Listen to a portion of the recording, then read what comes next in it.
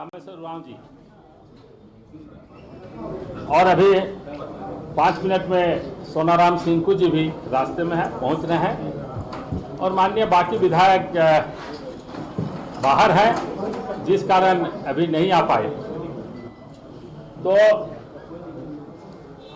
अभी विगत दिनों जो राज्यसभा का चुनाव हुआ, ये हम लोगों का गठबंधन सिर्फ राज्यसभा के लिए नहीं, विधानसभा, लोकसभा और राज्य के हित के लिए, राज्य के समस्याओं के समाधान के लिए ये गठबंधन है। बड़े बड़े विषयों के लिए झारखंड के इस राज्यसभा का चुनाव में के परिणाम को लेकर भाजपा और राजद द्वारा कांग्रेस प्रभारी और विधायकों पर लगाए जा रहे आरोप बहुत ही निराधार एवं दुर्भाग्यपूर्ण है।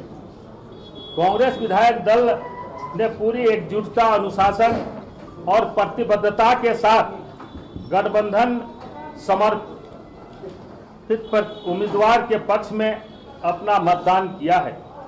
लोकतंत्र में जीत और हार दोनों ही की संभावना रहती है। चुनाव परिणाम अपेक्षा के अनुरूप न रहने के कारण का अर्थ यह नहीं कि बिना किसी तथ्य और प्रमाण के कांग्रेस विधायकों की निष्ठा और प्रतिबद्धता पर प्रश्न चिन्ह लगाया जाए। भाजपा को आत्ममंथन करना चाहिए।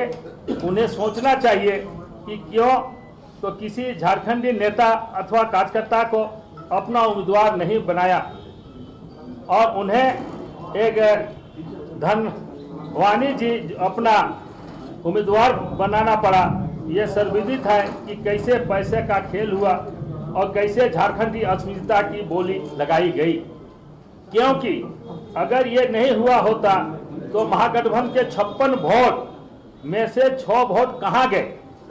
बीजेपी और सहयोगी दलों के पास तो महज 24 वोट थे, उनके पास अतिरिक्त 6 वोट कहां से आए? यह बहुत ही विचारणीय और सोचनीय प्रश्न है। हमारे शीर्ष नेतृत्व सहयोगी दलों के शीर्ष जाहिर है कि धोखा हुआ है, विश्वासघात हुआ है और यह धोखा महागठबंधन के उम्मीदवार के साथ हुआ है। हमारे शीर्ष नेतृत्व सहयोगी दलों के शीर्ष नेतृत्व से बात कर रहे हैं। स्थिति का बारीकी से विश्लेषण किया जा रहा है। इसलिए हम अपने सहयोगी दलों से भी अपेक्षा करते हैं कि वे सार्वजनिक आरोप प्रत्यारोप से बचें। कांग्रेस पार्टी का स्पष्ट मत है कि किसी भी परिस्थिति में राजनीतिक मर्यादा और लोकतांत्रिक मूल्यों में समझौता नहीं किया जाना चाहिए। हम झारखंड के लोगों के हितों, सामाजिक न्याय, संवैधानिक मूल्यों और राज्य के विकास के प्रति प्रतिबद्ध हैं। यह समय आपसी दोषारोपण का नहीं, बल्कि तथ्यों के आधार पर आत्ममंथन तथा जनता के मुद्दों पर केंद्रित राजनीति करने का है।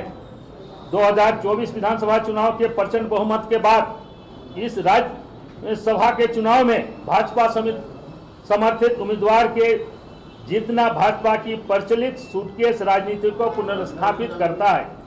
साथ ही हम सबों को भी अपने गिरबान में झांकने को मजबूर करता है। हमारे प्रभारी के राजू जी एक ईमानदार पदाधिकारी एवं सफल राजनीतिक हैं। वे हम लोगों के मतदान के गवाह हैं।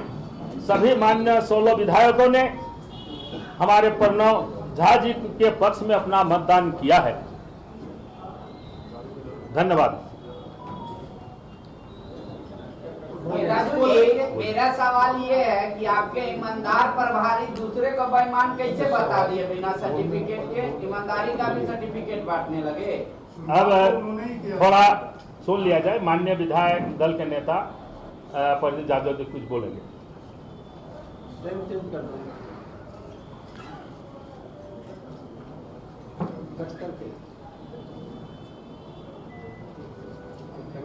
मीडिया के सभी मित्रों, आदरणीय अध्यक्ष जी, हमारे सभी साथी मंत्रीगण, सभी साथी विधायकगण,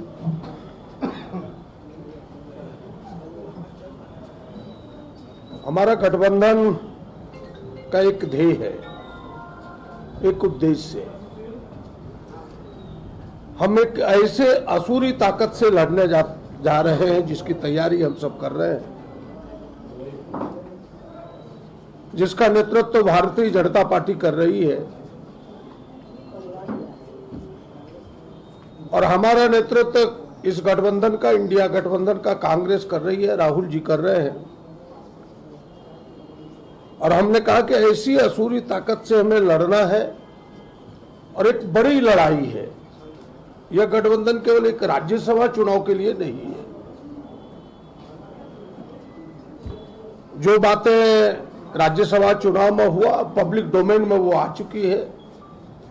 सच भी एक लोगों को पता है कि हम चुनाव हारे और हारने के कारण भारतीय जनता पार्टी रही। भारतीय जनता पार्टी ने जिस तरह से थैली शाह को यहां सामने रखा, पहले ही उन्होंने इस प्रकार का चादर बिछाया कि लगा कि नहीं, वो हॉर्स ट्रेडिंग के लिए